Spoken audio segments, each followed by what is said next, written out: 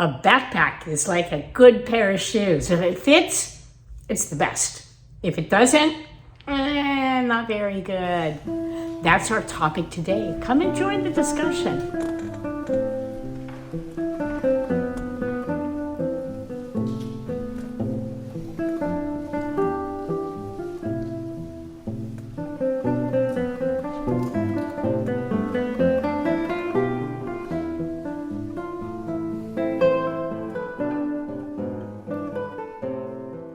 What's more important, your boots or your backpack? I don't know, they're both pretty high up there on the importance list. I mean, your boots are probably a little easier to find the correct ones than your backpack. I mean, you go to the store, you try them out, you wear them around the shop, then you bring them home and you wear them around your house. Then every day you're out on the trail training and wearing your boots so that by the time you get to your Camino, you pretty much know that these boots are going to be good. But the pack, well, that's a little more complicated. First of all, you have all those straps to manipulate. It's a constant juggling act. I mean, you take something out, it changes the pack. You put something back in, it changes it again. So you're continually moving all these straps around. But that's okay. That's the way it should be. The trick here is to, first of all, have a pack that is fit to your body. Then you need to make certain that you understand how to make all those necessary adjustments each time you take something off and put something in or take something out. That's what we're going to talk about in this video. About 80% of your pack weight will be resting on your hips or the iliac crest of the pelvic girdle. We need to find out where this place is, and here's how you do it. Place your hands on your hips, stretch out your thumbs in the back, and then imagine a horizontal line being drawn right between your thumbs. This is the bottom place where we begin our measurement. Next, we need to find the top measurement point. In the cervical spinal area, the neck, we have 7 vertebrae. The bottom one, or the 7th one, if you bend the head forward, you're going to find a little bump there that protrudes. That's number 7. That's going to be the point that we measure up to. So from the line drawn between the thumbs on the hips and that 7th vertebrae, that's our torso length. So this is my friend Charlotte. Hola.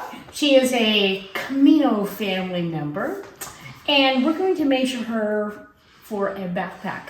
So Charlotte, would you just turn around, please? Now, put your hands right on your hips. Now, when her hands are on her hips, I'm going to draw an imaginary line between the thumbs.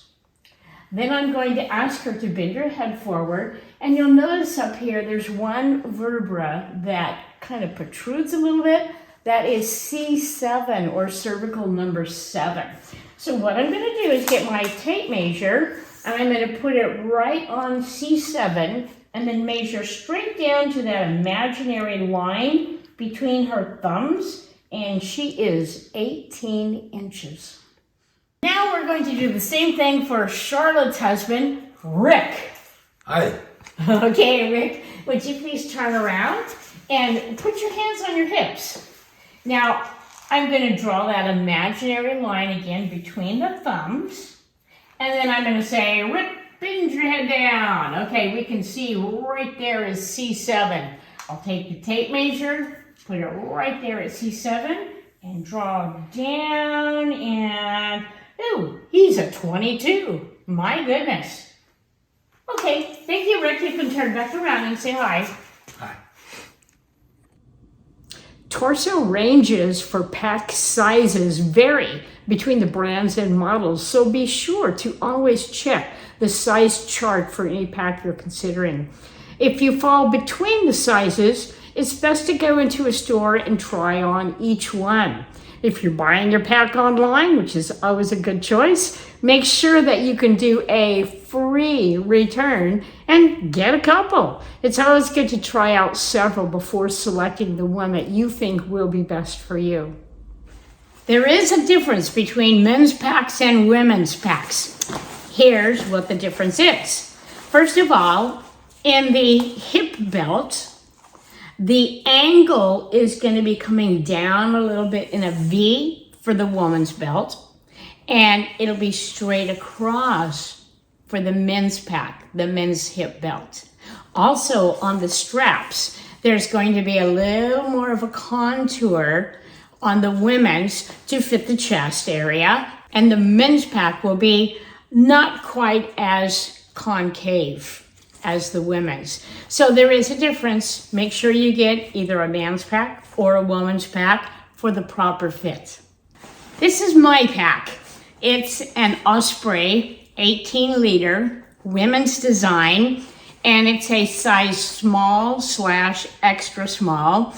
It can adjust from a 14-inch torso up to an 18-inch torso. I am a 16, so I have it adjusted right about in the middle. Now, all packs can be adjusted if they have an internal frame. And the way to adjust it is there's a Velcro here and a plate. And what you do is break apart that Velcro and then slide it up or down to fit your torso, however you need it. Now you see this little indent right here in the frame? That point right there should be about 1.5 inches to 2 inches below that C7 bump on your neck. So once you get all that set up, put your pack on and see if that sits at the proper place. If it does, then you know you have your torso length adjusted properly. Now that we have the frame adjusted properly, it's time to put the pack on and get all the other straps adjusted. See this little handle thingy right here? Guess what that's for? That's for picking up your pack. Pretty clever, huh? Actually, it's best when you pick up your full pack by this handle, because if you're always using your straps, you're going to be putting excess wear on them. That's why they put the handle there. So you can grab it so that you can put your pack on that way. So let's start off with the pack and all the straps loosened. Hold it up by that handle, put it on, get the other one happening. There we go. Now, the waist belt. That waist belt, remember it needs to be sitting on top of the iliac crest or the top of the pelvic girdle. So make sure that it's right there and then just tighten it down, because you want the weight of the pack to be resting on your hip bones. Okay, so we got the waist belt. Now let's go for the shoulder straps. Let's just pull them down till they're comfy. I like that. And then we have the sternum strap. And we hook it up, and then we don't want this too tight. We just want to keep the straps from slipping off of our shoulders. So that's about right. Now, the last one, we've got these little straps back here that are called load lifters. Now watch what happens when I pull on them. When I tighten them up, they actually pull the pack up closer to my shoulders, okay? So that just kind of tightens that up. Now what happens with these load lifters is it's going to keep your pack from flopping around. These are very fluid. You should be moving them around throughout your day as you're going up and down and all around. Now when you get out of your pack, do the opposite. Okay, when you take it off, loosen everything. It just makes it so much easier when it's time to get back into it. Loosen up those straps. Loosen them up. Take off that waist belt and loosen it up. There we go. Then take off your pack. There it is. The sheer numbers of all the packs that are out there on the market that would be appropriate for walking a Camino are just overwhelming.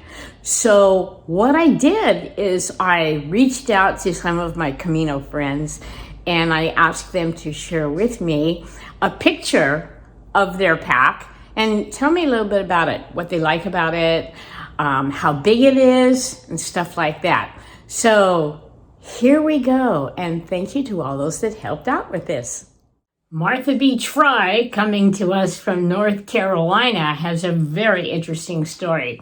She recently purchased an Osprey 48-liter backpack with an extra 10-liter stuff section.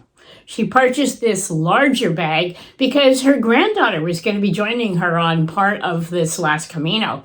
It would be the granddaughter's very first Camino, and Martha wanted to make sure it was a great experience. So she purposefully got this larger bag so that if needed, she could carry some of her granddaughter's stuff. This was a disaster for her. Her granddaughter did very well and didn't need her help at all.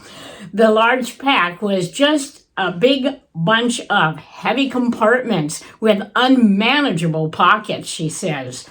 The numerous straps wouldn't stay secure. It was impossible to reach the water bottle side pouches with the pack on. So every time she wanted to get water, she had to take this heavy pack off. After she returned from this Camino, she returned the bag to the store and has returned to her original pack, which she purchased back in 1994. With that pack, she had walked the Camino in 2014, 2016, and again in 2018. Sometimes new is not better. My friend Steve Walther from Idaho, author and fellow Pilgrim, uses an Osprey 50-liter pack. When fully loaded, it weighs in at over 25 pounds. I would call this a big pack. He's modified the front straps on the pack so he can quickly snap and unsnap his camera to use it. One reason that his pack is so heavy is due to the charger needed for the Nikon D3500 camera with a 70-300 lens. I would also call this a big camera. He also brings with him 2 pairs of shoes. One is a hiking boot and the other a trail running shoe. And he changes these out for the specific terrain he's walking. He's not sure of the torso size of his pack, but at 6'3" it's probably the extra large pack. He's a pretty big guy, so he handles the weight really well. By the way, his book, Sacred Blisters, is really a great read for Camino enthusiasts. Anita Welch hangs out in Muncie, Indiana, when she's not on the Camino. She has 2 backpacks. Both of them are Osprey. The blue one is a 32-liter and the maroon color pack is a 24-liter. She purchased both of them from REI, where the staff was excellent in properly measuring her and then adjusting the internal frame. She's short-waisted, so the frame adjustments are at the very short end of the limits. She has 2 packs because on the different Caminos, you need different clothing. On the northern Caminos, where it's colder and rainy, you're going to need warmer clothing, which is heavier, and so that's why she has the larger pack. But when she goes on the southern routes, like the Meseta or the Via de la Plata, where the weather is a lot warmer, she has a smaller pack because lighter clothing doesn't weigh as much.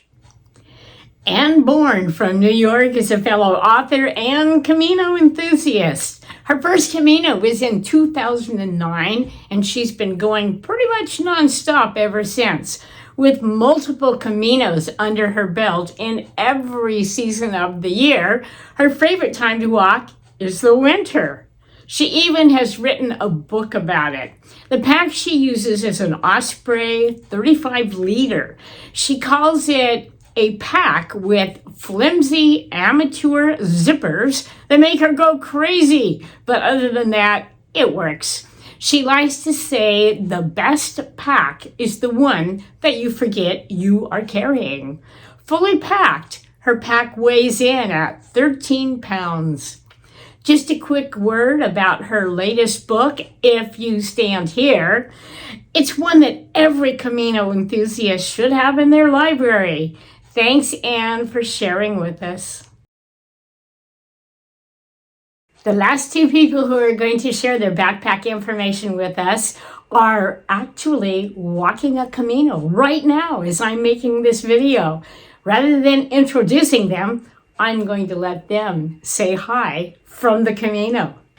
Hey, Gigi. Hi, Gigi. Having so much fun, so full of joy, but very late. Walking very slowly. And we're walking against the wind today. It's walking very against windy. the wind. We're having a great time. We're at mile marker 61. And we're tired. We're very tired. The first walk of the year is always hard, isn't it? Okay, we will talk to you later. We love you. Bye-bye. Hi, Lee. Hi, Patty. Oh, how I wish I were there with you. It won't be long. I'll be there soon.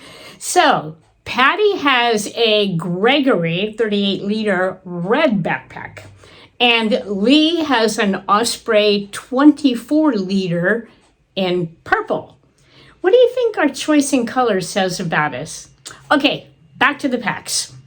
They're currently on the last days of the Camino Frances. They've had rain, they've had sun, they've had wind, and the packs are holding up well. Oh man, don't you just wish you could jump through your TV or your computer screen and join them? Thank you, Patty and Lee. Be sure to check in regularly on their podcast, The Camino Cafe, and Good Morning Santiago to get all the latest news from the Camino as well as Santiago. A couple of videos ago for the music selection, we imitated the bagpipes, the Galician Gaeta bagpipes. Okay, this week we're going to imitate a Spanish guitar quartet. Now you'll recognize the tune, I'm certain. Anyone who has ever studied classical guitar has definitely heard this tune and played this tune. It's called Spanish Romanza, and it's written by Rita Nahu. It's just an anonymous composition that everybody recognizes. So here it is, the Spanish guitar for 4 French horns.